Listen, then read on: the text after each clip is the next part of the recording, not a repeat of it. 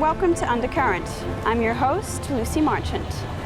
Across dozens of WA schools, gay, lesbian, bisexual and transgender students are at the focus of a national Australian government education program. The Safe Schools program aims to create safe, supportive school environments to reduce bullying and discrimination. But the program has been raising eyebrows across various sectors. Our Undercurrent reporter James finds out more. The Safe Schools Coalition Australia is the first national program funded by the Australian government aimed at creating safe and supportive school environments for same-sex attracted, intersex and gender-diverse people by reducing bullying and discrimination in schools. However, this program has been the subject of much controversy, with some federal MPs and organisations like Family Voice Australia who have expressed their concerns over its content. Tomorrow morning I'll be presenting a petition to the Senate which calls on the Government and the Education Minister to remove all federal funding from the Safe Schools Coalition program because it goes beyond education and it compels students into advocacy of a social engineering agenda.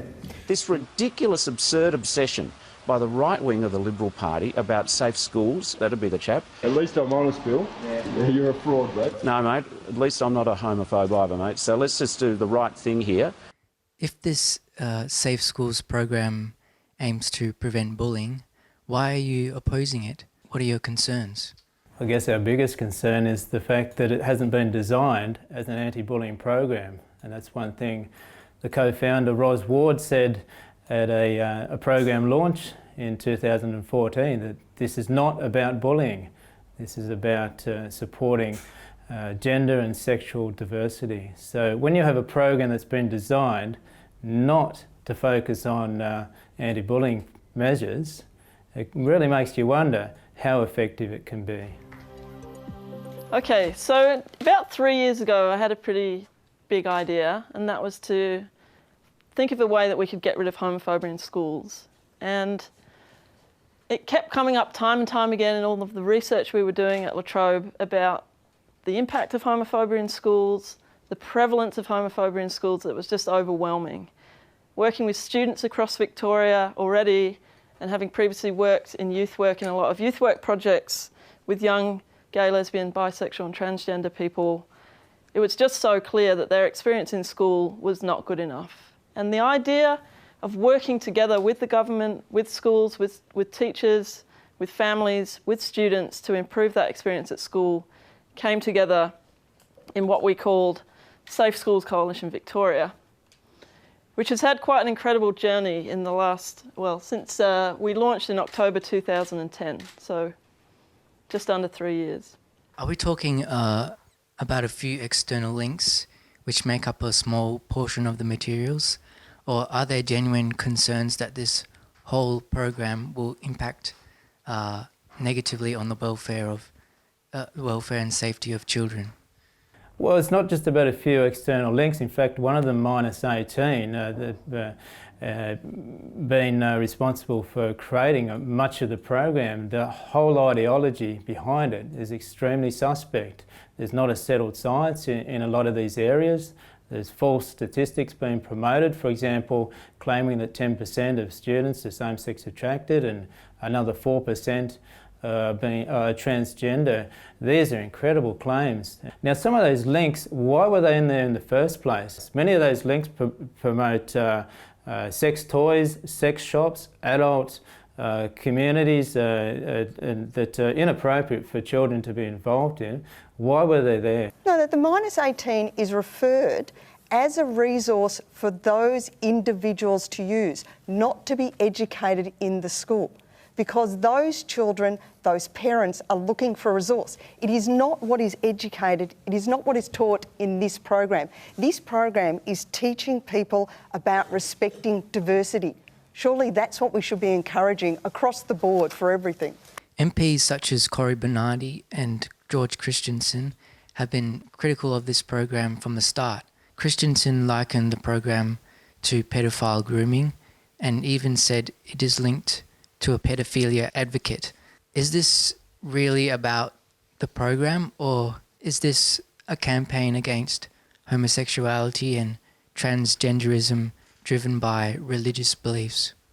But what Bernardi and Christensen have picked up on is something that we've exposed right back around about 2010. So it's not a recent thing, where we saw it developing in Victoria and New South Wales, a program that was based on this ideology that almost anything goes, almost any sexual activity can be justified, and the risks and the harms are diminished or not even mentioned. And we find, wow, this is not just about an attack on certain sexual behaviours.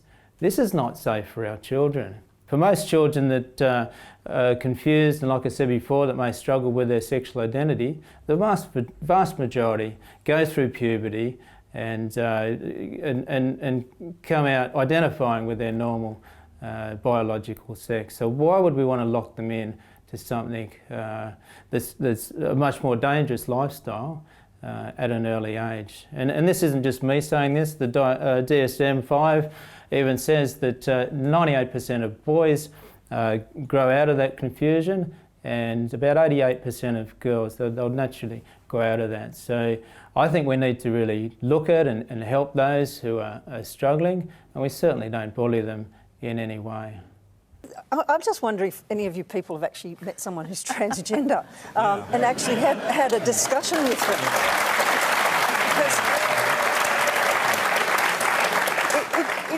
Because it's not an easy road, and the whole idea of the Safe Schools program is to just ease the way for people, regardless of where they end up in terms of their gender, for the other people around them to treat them with respect and kindness and compassion and empathy. Now, these are human values. Now, in terms of what medical path these people take, there is an enormous amount of counselling that goes into this. There's an enormous amount of psychological help that goes through until everybody is satisfied that the right option for this individual at the correct age is for them to go through a transitioning process. Now, that really isn't the role of the Safe Schools program at all. The role of the Safe Schools program is to respect an individual at whatever particular state of their development, psychologically and physically, they are at that moment, at that particular time. It's not up to a Safe Schools program or the schools indeed to be teaching anything about outcomes for adult transsexual or transgender individuals. And so, I think that quoting these sorts of statistics is really unhelpful in this environment. In WA, 26 schools have joined this program, including 8 after the review was completed. Surely this program is not all that bad, and clearly schools see some benefit in using the program. Well, I think any program that's got $8 million in funding has got a lot of resources to offer.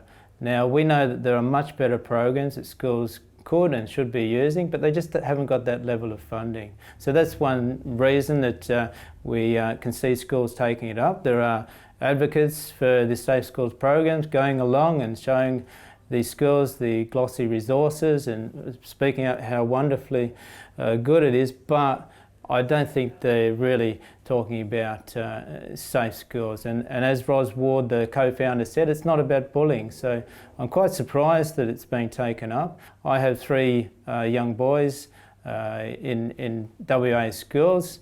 I'd be quite concerned if they were under this program, especially if there wasn't parental consent. But as I said before, the push to undermine marriage and the pornographic content is just incredible. And so it is a concern, and we should see the program defunded completely. If we remove Safe Schools, then who's going to come in and educate everyone? Karen Phelps, I'll bring you back in there briefly if we can. I think it's very important that the Safe Schools inquiry does go ahead so that we can see the successes of the program, so that people can have a chance to actually really have a look at the program and to see its outcomes, and hopefully to increase the funding, because at the moment it's only $8 million over 4 years, which is $2 million a year. The school chaplaincy program's $248 million a year, and it's never been investigated for its outcomes.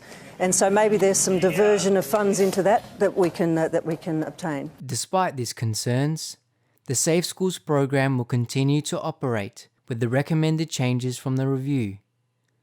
James Rogers, reporting for Undercurrent.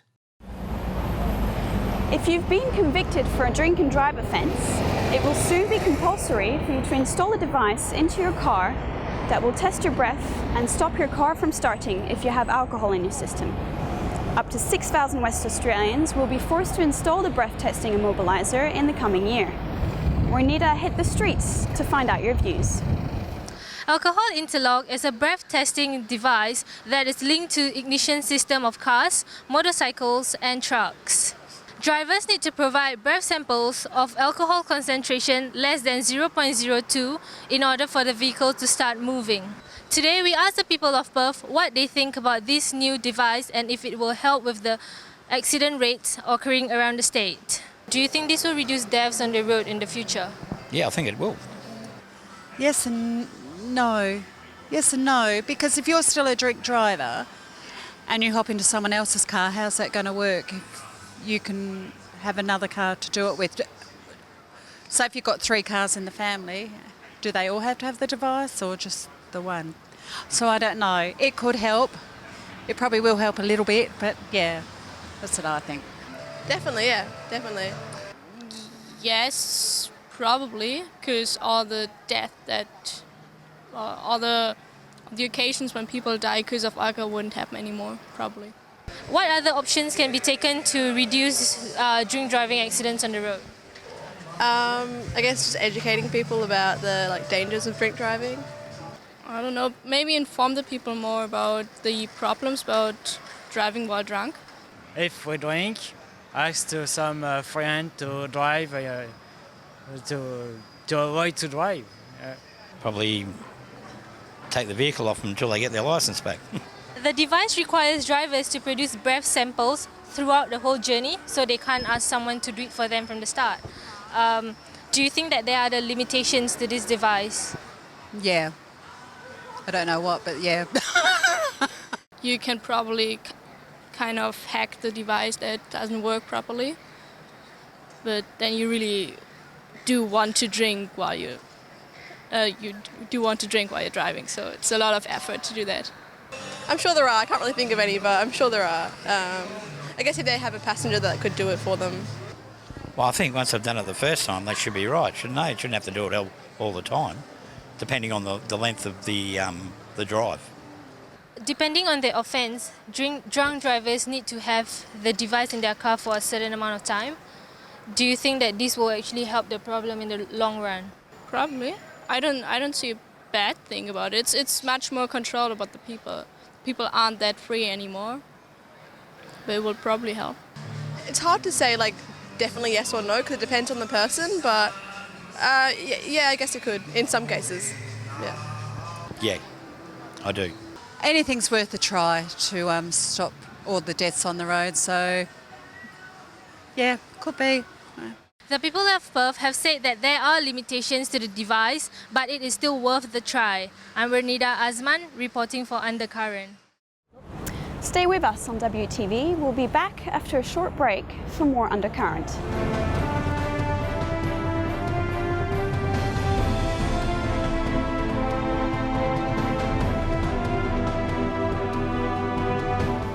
Welcome back to Undercurrent. The Easter long weekend saw performers from around the globe take over Fremantle for the Street Arts Festival. A variety of acts, from busking to theatre, comedy, circus, attracted spectators from far and wide. Our Undercurrent journalist, Laura, went to see the entertainment. Hi, every year during Easter weekend, Fremantle Street Art Festival receives performers from everywhere around the world. Come with us to meet them.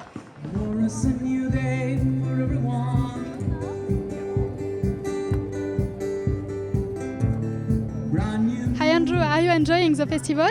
Yeah, it's an awesome vibe, mate, an awesome place. Everyone's out in the streets having fun and listening to music and acts all over the city. Yeah, it's cool. And where do you come from?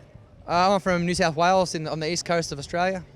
I'm currently living in Perth at the moment, just busking and playing music on the streets.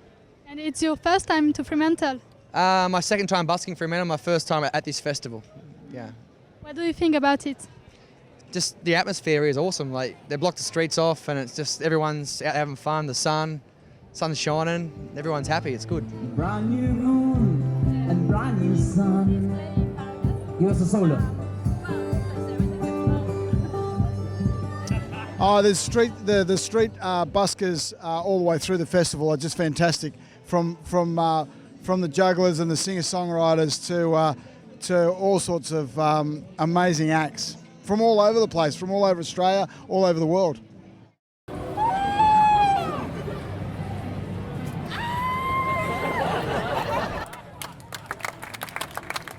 I play a lot with the people in doing my show, and yeah, it was great. You came from Italy, right? Yeah, I come from Italy. It's the first time that I perform in Australia. I come for 2 festivals, but this is a special one. Yeah, it's really nice. I travel around the world. I've been in many festivals around the world, and this is one of the best. It's incredible. Yeah, good organization, good people. Yeah.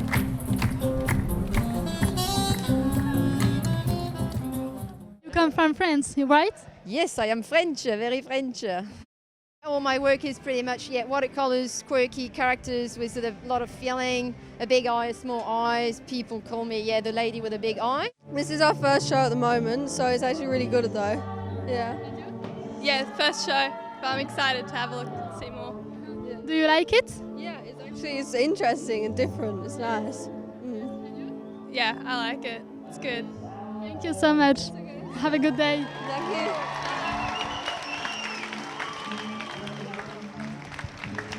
Where do you come from? I'm from Brisbane originally, and now I live in London. And Ruben is... I'm from Melbourne. Melbourne originally, yeah, so not that far. And you work together for the Fremantle Art Festival? Yes, yeah, we work together. We both have solo shows as well, but we tour a mixture of our solo shows and this duo show together.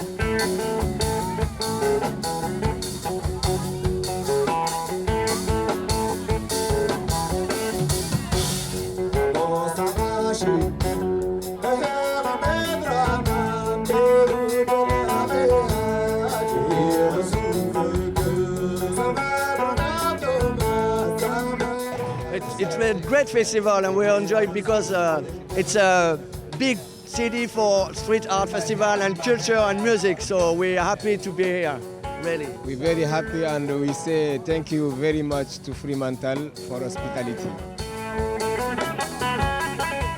I'm come from France. I am come from Niger, but I live in France, in Toulouse. Algerian living in Toulouse. Is a good interaction with people? Yes, we've got a good contact, and the audience were, I think, surprised by our rhythm. Our rhythm is really special from Africa, and the guitar of Omar is really amazing and dream like a desert trip. I'm really happy to be here and to share my culture. It's your first time in Australia? Yes. But I think not the last. We hope. We come back.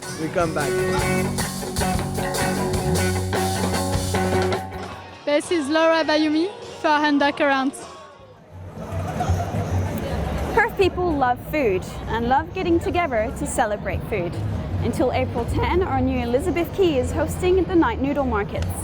Stalls will showcase delicious Korean, Thai, Chinese, Vietnamese, Japanese foods and much more.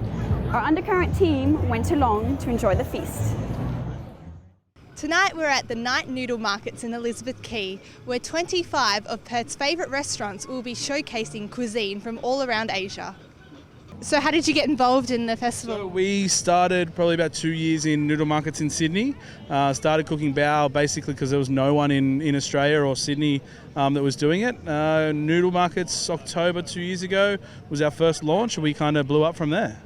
We were approached by Fairfax last year when they first came to Perth, and we thought it was a fantastic opportunity. Got involved the first year, had a great time, so came back again this year and took a slightly larger stall this time, and we've got 2 restaurants now, so we're repping both of them. So what's your business here tonight? So we're Bao Stop from Sydney. We do Taiwanese street food called Gua Bao. And so what is that exactly? So it's a steam bun from Taiwan, and we fill it full of amazingness. Amazingness? What's amazingness? So we've got a Taiwanese fried chicken, we've got a pork belly, we've got a Peking duck. So we also do something that blew up a little bit on Instagram, which is our Peking duck fries. It's a normal bowl of shoestring fries with shredded Peking duck and Peking sauce. Something that'll change your life. The first of our 2 restaurants was based on Mum and Grandma's recipe, so it's very close to home. It's Malaysian Chinese, predominantly, with also some Vietnamese influence, which is my wife's family. Danny Dowager is based on roasted meat, so whole roast duck, char siu, siok, so it's a little bit more Chinese. Having said that, I'd say the best way to describe our food is modern Asian. We're a real mix of different cultures and cuisines. We're not fusion, we're just doing authentic food, but from different parts of Asia. So Eddie, tell us about your desserts. So we've got strawberry watermelon cake, which is our cult favourite from Sydney, which is very cool. So we've got a layer of almond dakwa, I've got rose centre cream, fresh watermelon, topped with strawberries and rose petals.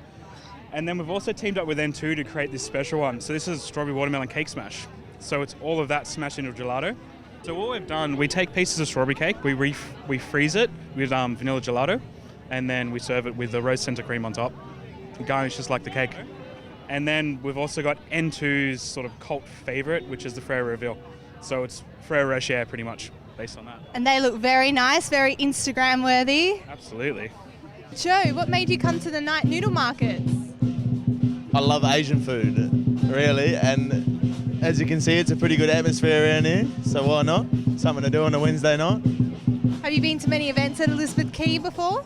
I've been to the opening, and that was about it. Yeah, and that was good? Oh, it was awesome. I love it down here. And have you tried any of the food today? Yeah, I tried Chan's Laundry over there. Yeah. It's not bad. Have you been there before the night noodle markets? Nah, never. So how did you find out about the night noodle markets? Advertised.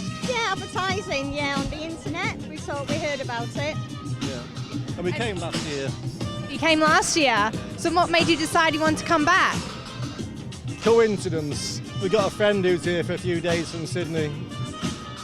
And how are you finding Perth? Oh, brilliant. Brilliant. Looks good. So have you tried any of the food here tonight? Yeah, it's really, really good. Where was your food from? The Thai stall. Yeah, it's really, really good. And do you think you'll try find their restaurant and go there after seeing them at the market? I think definitely after having that, but for sure, yeah. Really good food, yeah, really good. Yeah, we had food from, was it Banana Leaf? Or Banana, that was good. Had the Dynamite, which is the hot chilies. It's good. You got any room for dessert? I'm sure we'll find room.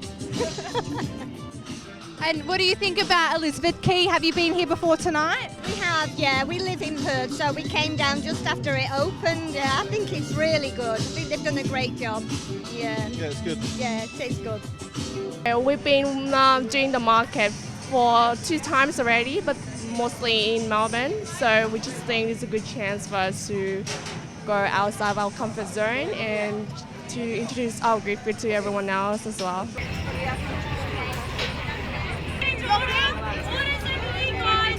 Coming here tonight, we have the satay skew as you see, and then the barbecue wings. That's our signature dish. Great. And so have you seen like a rise in your business since being involved in the market? Amazing. Noodle Markets has done a lot, especially with social media at the moment. Working with a lot of local bloggers has really built our brand up. We've done pretty well, yeah. And because you're coming all the way from Sydney, then yeah. Do you like Perth? I'm really liking it actually. It was a bit quiet at the start because I didn't know where to go, but after speaking to some of the locals and getting in touch with some of the local food bloggers, I'm really enjoying Perth. So have you found that the night noodle markets have given you more business? Absolutely. Well, we travel around the country. It's quite interesting to see our Instagram go up and up each state, and then we run demographics on it, and each state it goes more and more and more. It's quite good. We just thought it would be a good way to get our name out, but we noticed a jump in our business locally as well after the festival, so it was good. It was really good for us. There you have it, the night noodle markets in our very own Elizabeth Quay, showcasing some of Australia's best Asian cuisine. I'm Elise Van Aken for Undercurrent. You've been watching Undercurrent for WTV. Thank you for your company, take care, and we'll see you next week.